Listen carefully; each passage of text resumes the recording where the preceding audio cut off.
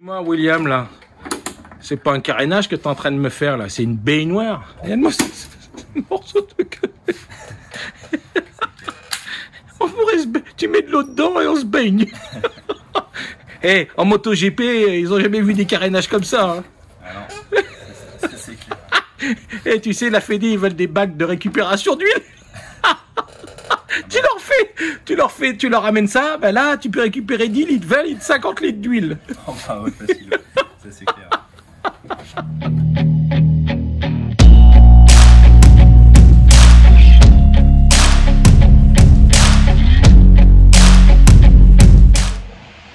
Donc ici, vous avez la sortie de l'intercooler, l'entrée de l'intercooler par rapport au turbo. Le turbo pousse ici, grâce aux cases d'échappement ici. Envoie dans l'intercooler qui est ici, qu'on a mis sous la selle. Et ici, on va mettre de la glace avant de partir, avant les 3 minutes 30 de run, pour avoir le maximum de gaz frais, pour avoir le maximum de chevaux au niveau de la... Plus l'air est frais, plus il y a de l'oxygène et plus le rendement explosif marche bien. Donc là, ça c'est des choses qu'on n'avait pas avant. Il y a 10 ans, on n'avait pas tout ça. Il faut savoir que tous ces outils-là, tous ces outils de mesure, maintenant vous pouvez trouver ça pas cher. Hein. C'est des petits trucs chinois, la plupart du temps c'est que du chinois. Mais ça permet, bon pour 3 minutes, 2 fois 3 minutes, nous ça va. Je ne vous conseillerais pas d'acheter du chinois pour des courses importantes où bon, il faut quand même savoir ce qui est bon et pas bon. Mais pour nous, c'est histoire de se donner une idée. Quoi. Voilà, c'est un ratio. Donc pour ceux qui ne savent pas, tu veux expliquer ce que c'est le ratio lambda? Le ratio, c'est un ratio du coût air essence, donc c'est ce qui va donner en fait la richesse du mélange que va fournir les carburateurs. Et du coup, après, l'idée c'est de viser le ratio, le meilleur ratio qu'on puisse faire, donc aux alentours de 13. Voilà. Et puis voilà, avoir un ratio constant à tous les régimes et puis que ça marche au mieux qu'on puisse. Quoi. Donc il faut savoir que 13, pour donner un rapport, c'est 13 pour 1. Donc ça veut dire qu'il y a 13 volumes d'air pour 1 volume d'essence. Si demain vous avez sur votre petit témoin 15, 16, ça veut dire que vous avez plus d'air que d'essence. Donc ça veut dire que votre moteur peut marcher un peu mieux, mais vous êtes près du serrage aussi, parce qu'il chauffe. Donc il faut trouver un bon équilibre dans ces deux ratios. Pour nous, dans notre situation avec un turbo dessus, je serais plus, et là il faut qu'on discute avec Balou et tout ça, descendre un peu, avoir une marge de manœuvre de 13, 12, 11, donc d'enrichir un peu le turbo pour voir. Et à la fin de la semaine, si on voit que soit on a fait le record, bon c'est parfait, et puis on essaiera de faire mieux et d'exploser tout. Mais dans un premier temps, on ne sait pas où on va, quoi. Donc il va falloir tester. Donc il faut savoir que si vous avez un rapport en dessous de 13, vous nous amenez plus d'essence que d'air. Si vous êtes au-dessus de 13, si vous êtes 15-16, plus d'air que d'essence. Donc après, vous jouez sur vos réglages. Bon, nous, sur les carburateurs, c'est facile, c'est des gicleurs.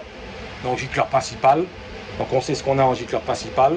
Donc à partir de là, si on veut plus d'essence, on mettra des gicleurs plus gros. Sur une injection, c'est pareil, il faut jouer sur le débit de la pompe, le débit des injecteurs, pour augmenter le... Alors il faut savoir qu'aujourd'hui, on a quand même chaud.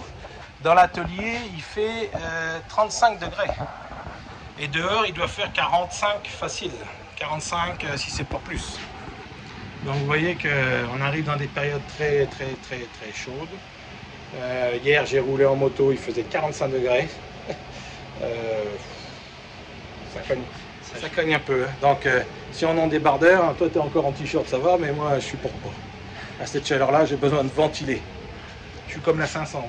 Du coup, le bac. Ouais, c'est ça. Pour l'intercolaire. Ok, donc là tu as mis une grille derrière pour que les glaçons s'arrêtent là. Donc les glaçons, on va les remplir par là. Comme ça, ils vont aller jusqu'au fond. Là. Et après, ce sera bloqué par la coque. Par la coque arrière. Et puis ça permettra de refroidir l'air de l'intercooler. Ok, parfait. Et voilà, après sur la moto, j'ai installé du coup le commodo pour le ventilateur.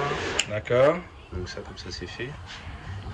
Et puis je vois que tu as mis la platine que tu as fait en 3D. Le petit support, ouais, c'est ça. Ok, parfait. Nickel. Ça, c'est Nickel, nickel. Et là, ce qui est en cours maintenant, c'est les carénages. Le gros carénage avant. Ah oui, alors montre-nous. Ouais. Donc là, à l'époque, j'avais un carénage une pièce. Donc pour faciliter le démontage et tout ça, on fait un carénage 2 pièces.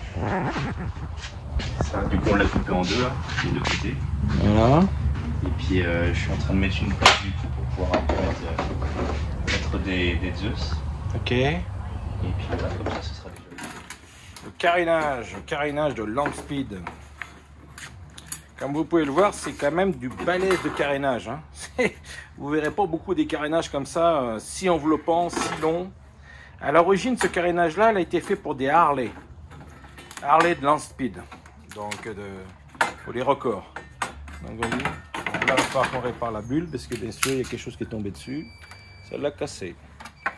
Donc, ça a réparé. Et l'intérêt de ces carénages-là, c'est que tout est enveloppé, quoi. L'aérodynamisme, il est au maximum, quoi. On est dans la dernière ligne droite. C'est-à-dire que pneu, couronne, down valve, tout ce qui est intercolaire, fini. Réservoir, donc là on l'a démonté. Tout ce qui est radiateur c'est bon, garde-boue avant c'est bon. Tout ce qui était le pot, donc voici le pot. Le pot tout neuf pour aller à 280 km/h. Avec l'arrière et derrière on a mis la somme lambda, voilà. Donc après tableau de bord. Voilà. Qu'est-ce que tu vois d'autre à dire, William? C'est déjà pas mal tout ça. On arrive sur une ligne droite. Bon, là on a fait un test ce matin. Et je peux pas mettre le pied sur le repose-pied, j'ai pas encore assez de flexion.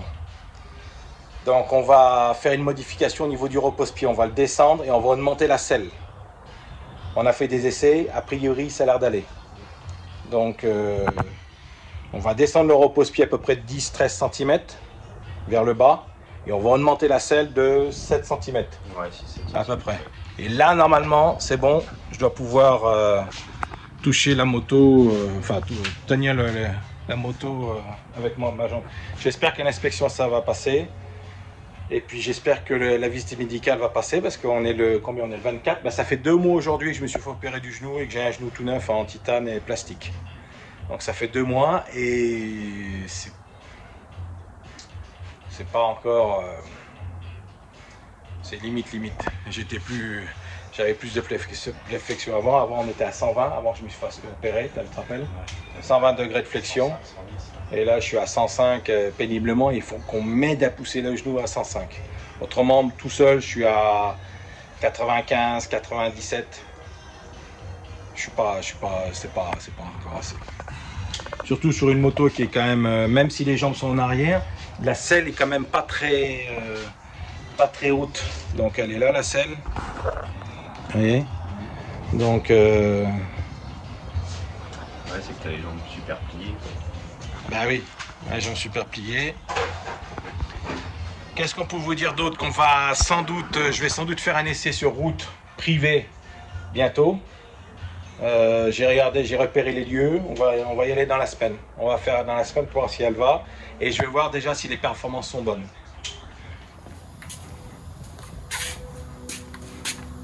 Et William, qu'est-ce que tu fais là?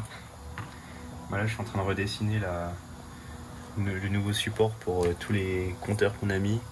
L'ancien compteur de lambda, on a rajouté aussi un petit capteur pour la température. Et on va mettre le coupe-circuit aussi dessus, donc ça fait beaucoup de choses à mettre.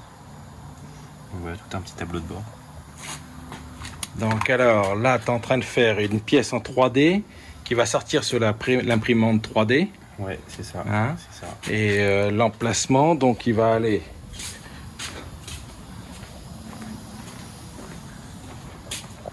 Donc pour l'instant, donc on a température moteur, température contour, vitesse, la sonde lambda.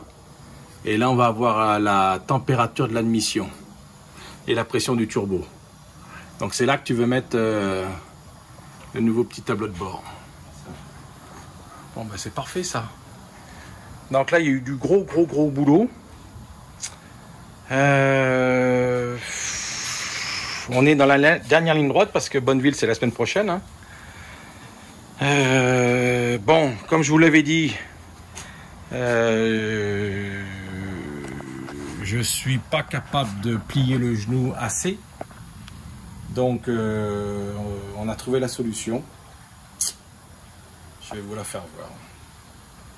Ça fait un peu handicapé.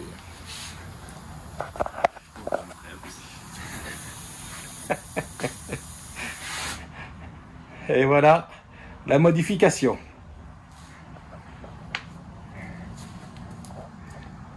Tout à savoir si ça va passer au contrôle technique. Donc ça va être la grosse interrogation. Donc 10-15 cm vers le bas. Bon, le pied il est pas loin du sol. Hein. Et un petit pouf de 5-6 cm. Et c'est bon, on va pouvoir aller à 280.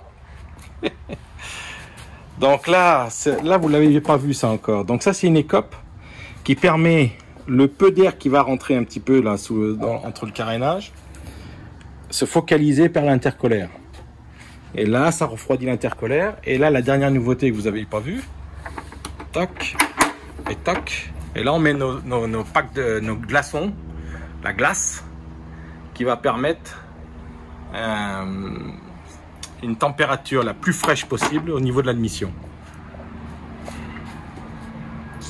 Donc voilà la moto, elle a bien avancé. Donc là il nous reste à mettre le sabot inférieur. Donc comme je peux pas freiner du frein arrière aussi, ben, on a mis le frein à l'avant. Donc vous voyez j'ai mon frein arrière qui est à l'avant ici. Donc comme le frein avant, donc c'est pas le frein avant, ça va être le frein arrière. Vous voyez, donc tout le travail est fini, on l'a optimisé au maximum. Maintenant, il ne reste plus que voir si la vitesse est au rendez-vous. Normalement, ça doit y aller, hein, parce que elle prenait 250 km/h facile sur le sel. Donc là, j'espère que je vais pouvoir prendre plus de 250 facile. Surtout que là, on a mis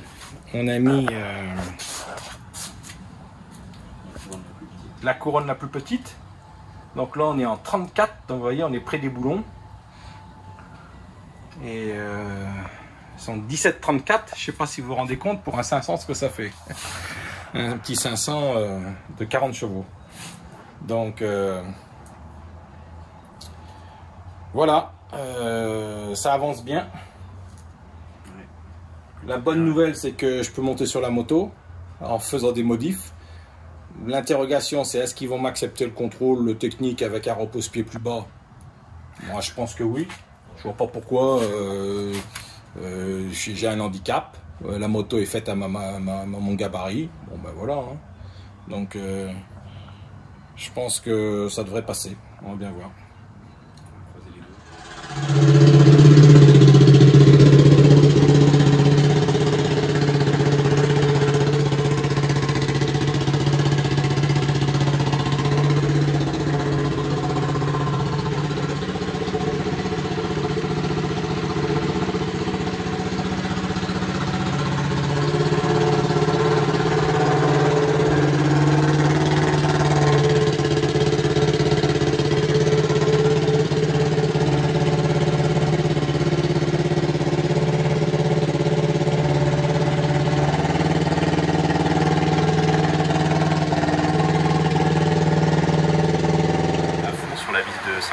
Ouais. Je peux pas la desserrer plus. Et oui, mais là on est bien là. Pas mal, mais je ne vois pas plus. Ouais, mais voilà, ça sera bon. Ça sera bon parce que si tu veux cette moto là, c'est juste pour être à fond. Ouais. Donc la synchro bas régime, quand les deux boisseaux vont être à fond, ils vont être embutés dans les chapeaux. Ouais. La synchro, on s'en fout là. Tu vois. Donc ce serait une moto qui aurait besoin d'accélération, de sortir de courbe et tout ça, oui, mais là c'est pas le cas. Là elle est là pour donner à fond pour 3 minutes 30. Donc c'est pas le problème. C'est mieux à l'oreille de la sentir tourner un peu plus rond que tout à l'heure. Là la synchro est bien, on n'est pas beaucoup décalé. Donc c'est tout bon, c'est tout bon.